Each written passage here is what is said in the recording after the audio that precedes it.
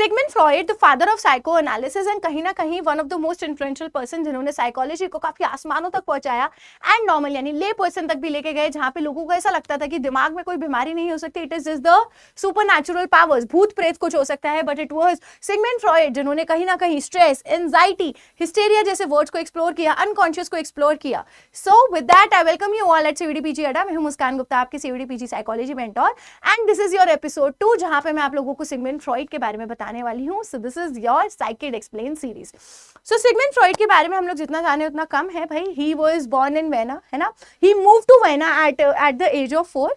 सो ये आपके क्या थे, ये एक ऑस्ट्रियन न्यूरोलॉजिस्ट थे, यानी कि पहले ये साइकोलॉजिस्ट नहीं थे, पहले इन्होंने अपनी एमडी तक कंप्लीट करी थी न्यूरोलॉजी में, and then he moved to psychology. And कहीं ना कहीं इनका जो भी इन्होंने अपनी थ्योरीज दी हैं, जो भी इनकी पर्सनालिटी की थ्योरीज या साइकोथेरेपी निकल के आई है, वो कहीं ना कहीं इनकी पर्सनल लाइफ जो थी उससे काफी ज्यादा रिलेट करती है। He was 8 of the eldest, मतलब 8 इनके भाई बहन थे मिला के, एंड ये सबसे बड़े थे, and at the age of 4 जो है ये मूव कर गए थे वेना की तरफ, and he graduated with honours, and साथ ही साथ में इन्हें 8 लैंग्वेजेस आती थी। बट ये अब देखो इनका एजुकेशन एंड करियर है, ऑफ कोर्स आप लोग ये पीडीएफ डाउनलोड करके पढ़ सकते हो। What I want to tell you is कि इन्होंने क्या किया था, इन्होंने अपनी एमडी की डिग्री कंप्लीट करी न्यूरोलॉजी एंड न्यूरोपैथोलॉजी में, then he move to Paris. तो इन्होंने काम किया था पर्टिकुलरली जीन मार्टिन चार्कॉट के अंदर, जहां पे उन्होंने डिस्कवर किया कि हिस्टेरिया जो है एक one of the most influential चीज हो सकती है, जिसके अंदर उन्होंने ये बोला कि अगर आपको नेगेटिव इमोशंस हो रहे हैं तो ये जो इमोशंस हैं ये फिजिकली ज्यादा नहीं है बट साइकोलॉजिकली है, क्योंकि आप उन्हें अच्छे तरीके से कंट्रोल नहीं कर पा रहे हैं। तो इन्होंने ये चीज जीन मार्टिन चार्कॉट के अंदर कहीं ना कहीं सीखी, एंड देन इसके बाद 1886 में इन्होंने अपनी प्राइवेट प्रैक्टिस जो है वेना में ओपन करी थी। अगर देखा जाए तो साइको एनालिसिस जो है कहीं ना कहीं 1885-86 के अराउंड ही आया था, and as a school of psychology 1900 में एस्टैब्लिश हुआ था, एंड इसी टाइम पे इनकी शादी भी हुई थी मार्था बेर्नेस से। Now one of the most important fact, एक बुक में ही मैंने ये चीज रीड करी थी that he also give up on his sex life around 35-40 years के जब वो थे। The reason he blamed his own wife only, now whatever the XYZ reason was, but यही था कि उन्होंने ब्लेम किया अपनी ही वाइफ को कि इन्हीं की वजह से मैं अपनी सेक्स लाइफ पे आज गिव अप कर रहा हूँ। एंड दैट इज हाउ इनकी भी थ्योरीज कहीं ना कहीं हमें पता है कि sexual urges unconscious childhood experiences से काफी ज्यादा रिलेट करती है। नाउ उन्होंने काफी सारी पब्लिश करी थी स्टडीज हिस्टेरिया के ऊपर विद जोसेफ ब्रूअर। तो ये जो दो नाम है Jean Martin Charcot and Joseph Breuer, ये दोनों मेन है। अब अगर मैं बात करूं तो हिप्नोसिस आपको पता होना चाहिए कि क्या होता है, अगर नहीं पता है तो भाई उसे एक बार रीड कीजिएगा, बिकॉज कहीं ना कहीं हमारी जो साइकोथेरेपी है वो हमारे हिप्नोसिस से ही निकल के आई है, जिसके अंदर हम एक सजेस्टेबिलिटी कर रहे हैं, एक इंसान को बता रहे हैं कि हम उसके अनकॉन्शियस को रिवील कर सके। सो that is how Sigmund Freud को समझ आया कि कहीं ना कहीं साइकोथेरेपी वहां से आ सकती है। सो दैट इज हाउ हमारा जो है पूरा साइको एनालिसिस का स्कूल एस्टैब्लिश होना शुरू हुआ, एंड 1899 में इन्होंने द इंटरप्रिटेशन ऑफ ड्रीम्स लिखा। क्यों सिगमंड फ्रॉइड के लिए ड्रीम्स बहुत ज्यादा जरूरी है? ड्रीम्स जो है उनके अकॉर्डिंग ऐसे रॉयल रोड्स ऑफ सिंबल्स हो सकता है जो हमें बता सकता है कि किस तरीके के इंसान को ड्रीम्स आ रहे हैं, तो उसके बेसिस के अंदर उनके दिमाग में क्या चीजें चल रही हैं, क्या कुछ छुपी हुई चीजें हो सकती है जो उन्होंने सप्रेस करके रखी है। ठीक है, कई बार क्या होता है कि इंसान को बहुत ज्यादा एनिमल्स दिख रहे हैं, दैट आप जो है भाग रहे हैं, आपका कोई पीछा कर रहा है या आप किसी का पीछा कर रहे हैं, जैसे मेरे साथ भी ऐसा होता है, राइट। हर किसी के लिए ड्रीम्स जो है अलग अलग तरीके से हो सकते हैं। You see different different kind of animals, किसी को मंकीज दिख रहे हैं, किसी को क्रोकोडाइल, एंड एनिमल्स के बियॉन्ड भी और चीजें हो सकती है कि आग लग रही है और मे बी बटरफ्लाइज है, कुछ भी हो सकता है, राइट। तो इंटरप्रिटेशन ऑफ ड्रीम्स का ईयर आप लोगों के लिए याद रखना जरूरी है। एंड इन्होंने एक 3 essays on the theory of sexuality दिया था, जहां पे उन्होंने एक्चुअली हमें क्या किया है, हमारी साइकोसेक्सुअल स्टेजेस जो है उन्हें एक्सप्लेन किया है। एंड नाउ एक्चुअली में 1923 के अराउंड में उन्हें जॉ कैंसर हुआ था, एंड पूरे 16 साल के स्पैन में उनकी अराउंड 33 सर्जरीज हुई थी। ठीक है, बट स्टिल देन ऑल्सो उन्होंने कभी स्मोक करना बंद नहीं किया, and of course he was cocaine addict as well. तो कहीं ना कहीं सिगमंड फ्रॉइड जो थे उनका भी रोल रहता है कि कोकेन जो है आज बैन किया गया था। क्यों किया गया था यूरोप के उस टाइम पे? सिगमंड फ्रॉइड तो जो उन्होंने डिस्कवर किया कि जो कोकेन है इसके काफी अच्छे कुछ हमें रिलीविंग सिम्टम्स देखने को मिल रहे हैं। तो he forced a lot of people around him कि उन्होंने अपनी फ्रेंड्स को, फैमिली को, his girlfriend, his best friend, सबको ये देने की कोशिश करी थी। एंड उनके best friend I think addict भी थे किसी चीज से, सो उन्होंने सोचा कि कोकेन के थ्रू जो है उसको ठीक किया जा सकता है। And one of the patient could also have died because of cocaine, but कहीं ना कहीं एडिक्ट तो थे ही। And he also won the prestigious Goethe prize for contributions of the psychology. ठीक है, फिर ये वेना जो है वापस चले गए थे ऑस्ट्रिया से, and and then he moved to London as well. तो फ्रॉइड के अगर मैं ग्रेटेस्ट ऑफ द कॉन्ट्रीब्यूशन की बात करूँ तो इसमें सबसे पहले आता है आपका फ्री एसोसिएशन। फ्री एसोसिएशन के अंदर सिंपली जो भी आपके दिमाग में आता जा रहा है आप बिना किसी जजमेंट के जो है चीजें बताते जाइए, बिकॉज इसी तरीके से आपके अनकॉन्शियस तक मैं पहुंच सकती हूँ। अनकॉन्शियस क्या हो गया, ये वो अनकॉन्शियस की यहाँ पे बात करी जा रही है जिसके बारे में आप और मैं इतना इजीली अवेयर नहीं हो सकते। इसके अंदर हमारे सारे फियर्स, हमारे सारे कॉन्फ्लिक्ट्स, हमारी सारी जो भी ऐसी डरी हुई चीजें हैं, वो ऐसी चीजें जो शायद हम दुनिया के आगे नहीं लाना चाहते, जिसके बेसिस पे हमें ऐसा लगता है कि लोग हमें जज करेंगे, शायद हमें सोसाइटी का पार्ट ना बनाए, ये वो सारी चीजें यहाँ पे छुपी हुई हैं। That is why he said that Freudian slip भी एक हो सकती है, यानी कि कभी कभार अगर आप गलती से कुछ चीजें बोल दे रहे हैं एंड यू से सॉरी फॉर दैट, कहीं ना कहीं आप वो चीज चाहते थे कि हो, तो फ्रॉइडियन स्लिप भी तो तभी हो रहा है। नेक्स्ट इन्होंने हमें दिया है dream analysis. As I told you कि ये royal road to the unconscious आपका हो सकता है। नेक्स्ट चीज इन्होंने बताई है हमें ट्रांसफरेंस। कई बारी जब आप एज अ साइकोथेरेपिस्ट काम करेंगे तो क्या होता है कि आपके जो क्लाइंट होता है उनकी जो भी कोई फीलिंग्स होती हैं वो पॉजिटिव या नेगेटिव जो भी तरीके की फीलिंग्स है, कई बारी वो क्लाइंट अपने थेरेपिस्ट पे शो कर सकता है। नाउ अगर वो थोड़ी सी ऐसे अच्छी फीलिंग्स है, पॉजिटिव फीलिंग्स है, लेट्स से दैट क्लाइंट की लाइफ में कोई ऐसा पेरेंट था, अब वो क्लाइंट की जो फीलिंग्स थी टुवर्ड्स द पेरेंट्स अब वो थेरेपिस्ट के अंदर देख पा रहा है, ठीक है। अच्छी फीलिंग्स है तो पॉजिटिव ट्रांसफरेंस हो जाएगा, बट अगर बुरी फीलिंग्स है तो नेगेटिव ट्रांसफरेंस हो जाएगा।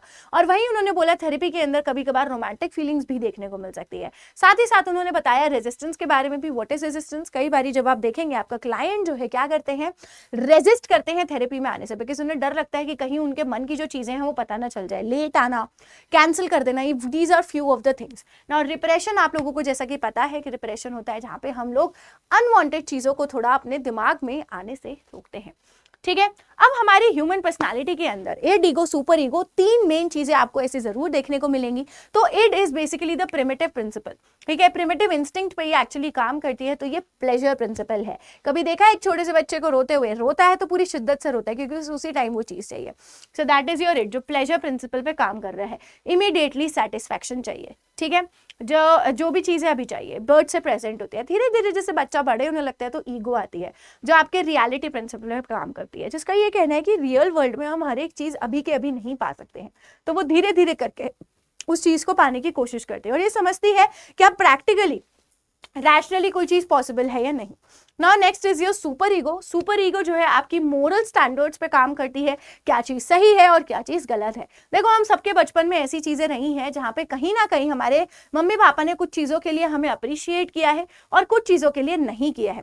उसी के बेसिस पे सुपर ईगो है मोरालिटी प्रिंसिपल, जहाँ पे हमें कंसाइंस एंड आइडियल देखने को मिल जाता है एंड सोशल वैल्यूज होती है। तो हमेशा इड और सुपर ईगो की लड़ाई होती रहती है और उसके बीच में ईगो जो है एक डायरेक्टर की तरह काम करता है और वो ये चाहता है कि कहीं ना कहीं मेरा ईगो और मेरा इड और सुपर ईगो दोनों सेटिस्फाइड रहे।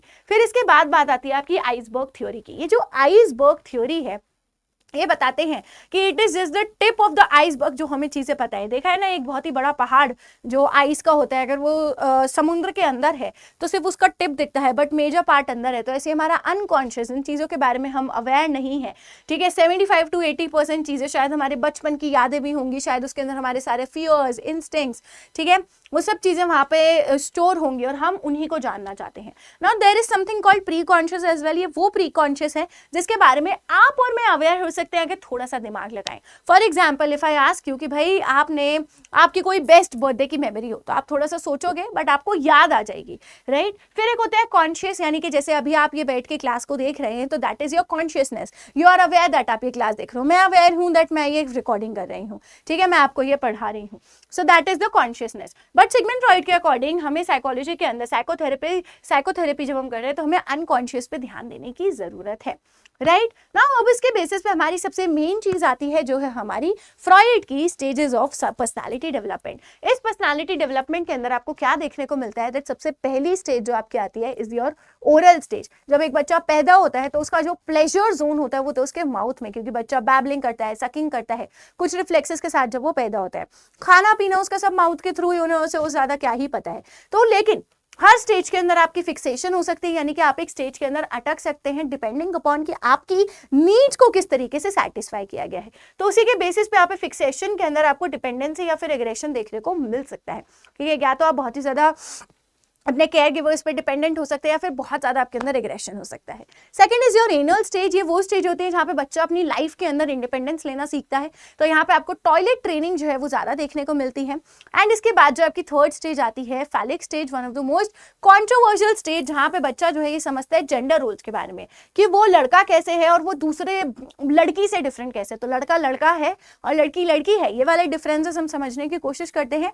अलॉन्ग साइड हमें यहाँ पे इडिपस और इलेक्ट्रा कॉम्प्लेक्स भी देखने को मिलता है, जो हमारी एक बहुत ही पुरानी थ्योरी से रिलेटेड है, जिसके अंदर हम ये कहते हैं इलेक्ट्रा कॉम्प्लेक्स इडिपस कॉम्प्लेक्स के अंदर कि एक लड़के को अपनी मदर की तरफ सेक्सुअल फीलिंग्स है, but at the same time वो बच्चा डरता है किस चीज से, अपने फादर से, कि कहीं उन्हें पता ना चल जाए, तो उसे एक एंजाइटी होती है जिसका नाम होता है gestation anxiety, that my father will chop of my genital. Now second is the girl, जहां पे उन्हें होती है towards their father romantic feelings देखने को मिलती है। एंड कहीं ना कहीं सिगमंड फ्रॉइड ने बोला दैट विमेन जो है उन्हें वूम एनवे देखने को मिलेगा, ठीक है, सॉरी वूम एनवे नहीं, उन्हें पीनस एनवे देखने को मिलेगा, that they are jealous of the superiority of men what they have, right. तो उसी के ऑपोजिशन में कैरन हॉर्नाय आके बताती हैं कि किस तरीके से इट इज नॉट अस, हर एक जेंडर जो है वो अपने आप में सफिशिएंट है, कोई सुपीरियर और इन्फीरियर नहीं है यहाँ पे, राइट। तो इसीलिए उन्होंने बोला दैट मेन को वूम एनवे होता है।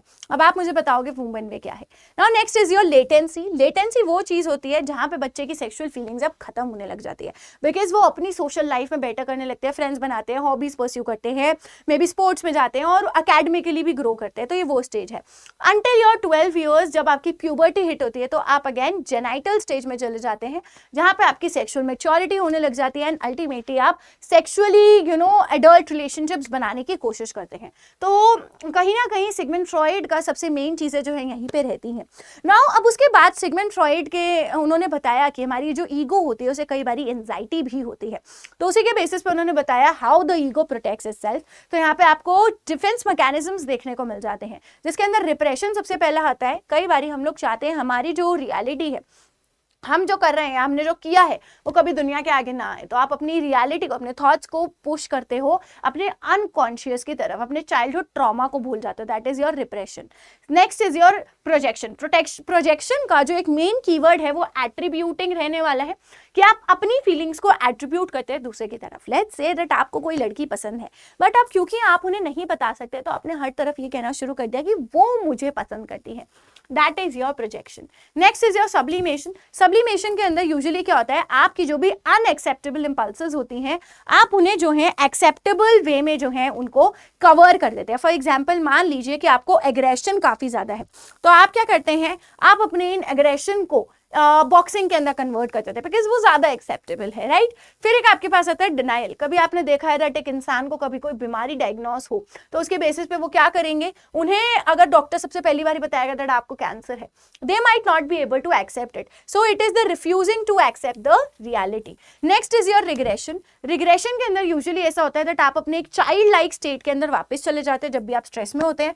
फॉर एग्जाम्पल एक एडल्ट जो है कहीं ना कहीं टैंट्रम थ्रो कर रहा है, राइट। फिर इसके बाद एक रैशनलाइजेशन हो जाता है जिसके अंदर आप जो है इलॉजिकल जस्टिफिकेशंस, एक्सक्यूजेस बनाने की काफी ज्यादा कोशिश करते हैं। अब कुछ ऐसी बुक्स भी आई थी सिगमंड फ्रॉइड की जो काफी ज्यादा फेमस हुई थी, जो आपको भी पढ़नी चाहिए, is your interpretation of dreams. मैं तो ये कहती हूँ कि कभी भी आप किसी भी साइकोलॉजिस्ट को जानना चाहते हैं तो उनके ओरिजिनल वर्क्स को स्टडी करना सबसे बेस्ट है।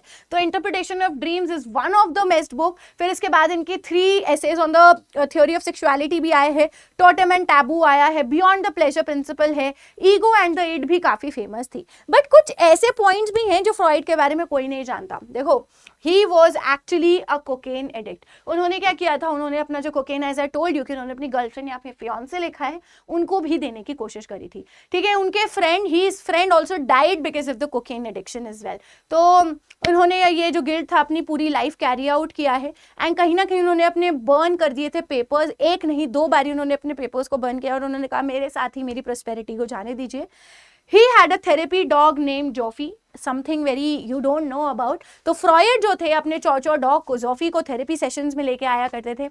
उन्होंने ये देखा कि उस डॉग के आने से उनके जो पेशेंट्स है काफी ज्यादा काम डाउन हो जाते थे, तो उन्होंने उसी के बेसिस पे एनिमल थेरेपी भी बनाई। एंड हॉलीवुड ने उन्हें कहीं ना कहीं कितना ज्यादा पैसा जो है ऑफर तक कर दिया था। फॉरवर्ड इन्होंने सैमुअल 1925 में प्रोड्यूसर सैमुअल गोल्डविन ने फ्रॉयड को ऑफर किया था इतना, ताकि वो क्या कर सके, एक लव स्टोरी स्क्रीन पे लिख सके। बट फ्रॉयड ने रिफ्यूज कर दिया था to even meet him. But ऐसा नहीं है, फ्रॉयड काफी लोगों से मिला करते थे। गॉर्डन ऑलपोर्ट से वो मिले, कार्ल यूंग से वो मिले, उनके साथ उन्होंने काम भी किया। बट गॉर्डन ऑलपोर्ट के साथ उनकी काफी अलग स्टोरी थी, जो मैं आपको गॉर्डन ऑलपोर्ट के केस में ही बताने वाली हूँ। बहुत इंटरेस्टिंग स्टोरी है कि एक्चुअली में वो अपनी थ्योरी के साथ कैसे है। ठीक है, तो फ्रॉयड रिडल्फ्स गोल्डविन, ये भी हमारी हेडलाइन के अंदर आया था न्यूयॉर्क टाइम्स की। देन इसके बाद उनकी 33 सर्जरीज हुई हैं, but he never quit smoking. Something is up with this person.